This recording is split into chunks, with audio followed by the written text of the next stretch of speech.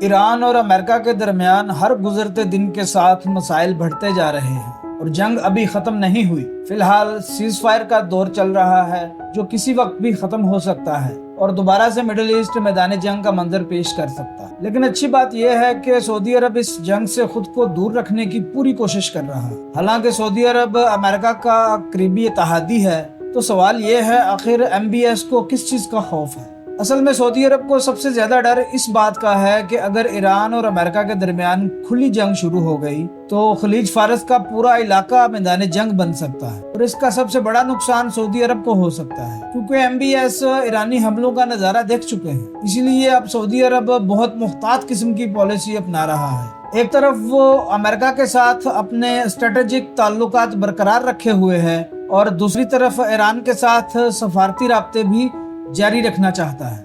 یعنی اس وقت سعودی عرب کی سب سے بڑی ترجیح جنگ نہیں بلکہ معیشت ہے، خاص طور پر ویژن 2030 کا منصوبہ، جس کے تحت سعودی عرب اپنی معیشت کو تیل کے علاوہ دوسرے شعبوں میں بھی مضبوط بنانا چاہتا ہے۔ MBS بڑا سیانہ ہے، وہ جانتا ہے کہ اگر خطے میں بڑی جنگ چھڑ گئی تو سرمایہ کاری رک سکتی ہے، معیشت متاثر ہو سکتی ہے اور ترقی کے منصوبے خطرے میں پڑ سکتے ہیں۔ اسی لیے سعودی عرب پوری کوشش کر رہا ہے کہ وہ اس ممکنہ جنگ سے خود کو دور رکھے اور خطے میں کشیدگی کم ہو۔ کاش یہ بات UAE کو بھی سمجھ میں آ جائے تو واقعی مڈل ایسٹ میں جلدی امن قائم ہو سکتا ہے۔